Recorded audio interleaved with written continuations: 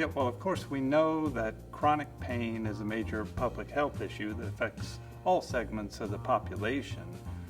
But of course, older adults are more likely to be impacted by chronic pain, particularly joint pain and other forms of musculoskeletal pain.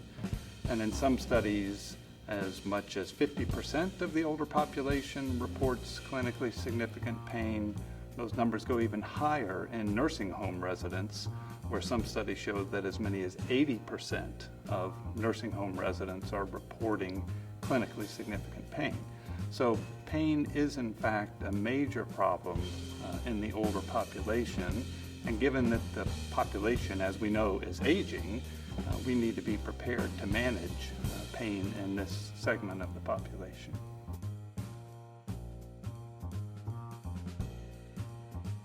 Well, when we think about how our bodies perceive pain and handle pain signals, we have one system that is there to amplify pain, to let us know that we're experiencing pain, perhaps so we could take corrective action. That's sort of the pain facilitation part of our pain processing system.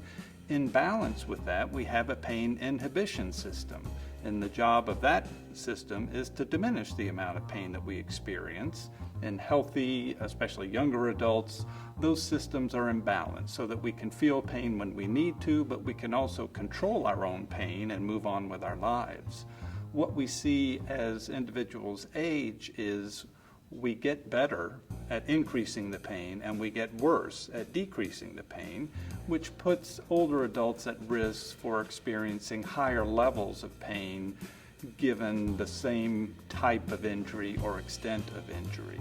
So this pain modulatory imbalance, as we describe it, that tilts toward pain facilitation, pain amplification, can be a problem that we need to address in pain management for older adults. So there are a variety of biopsychosocial factors that contribute to pain as we age and can create this pain imbalance that we've talked about.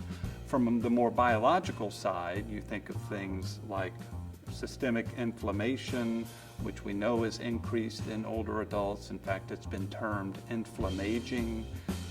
We see changes in the function and the structure of peripheral nerves that transmit pain signals. We see changes in brain structure and function. In fact, reduction in volume, gray matter atrophy in certain regions of the brain may be associated with increased levels of pain in older adults. So a variety of biological changes, but also psychosocial changes as we age. We may cope with pain differently. Older adults tend to be more likely not to report pain and may be at risk, therefore, for not getting their pain managed. We've just talked about late life depression in older adults. Depression is certainly a risk factor for chronic pain. And then when you think of the social environment for older adults, where isolation is more likely, decreased social support as we age, those things too put older adults at increased risk for chronic pain.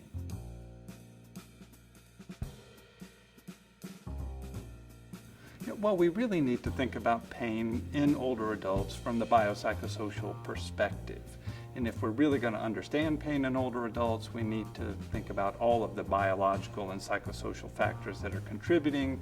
When we think about creating a treatment plan for older adults, we need to address both the biological factors as well as the psychosocial factors.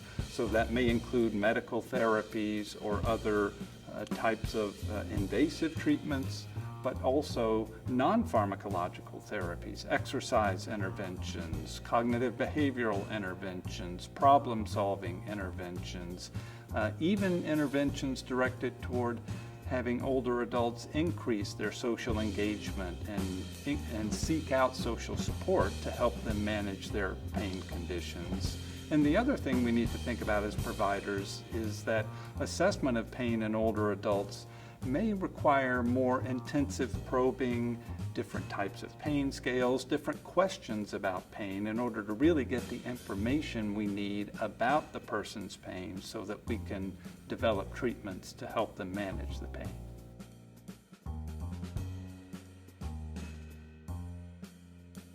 Yes, that's very important. We need to recognize that there can be cognitive changes in older adults or other changes in thinking, perhaps more concrete thinking, reduced short-term memory. So we may need to tailor our provider-patient communication to take those into account, but we also need to tailor our treatments to take that into account.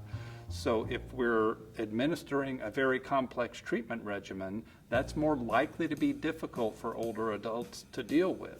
So we may need to either simplify the treatment regimen or engage other people in the environment of the older patient who can help them manage the treatment regimen. By the same token, if we're delivering self-management therapies, we need to provide written materials for older adults that they can refer back to. We need to provide these treatments in small chunks that are easily manageable and digestible for the older adult. And then we need to be monitoring the outcomes of these treatments and be ready to take corrective action or realign the treatments as we go in order to provide the best outcomes for our patients.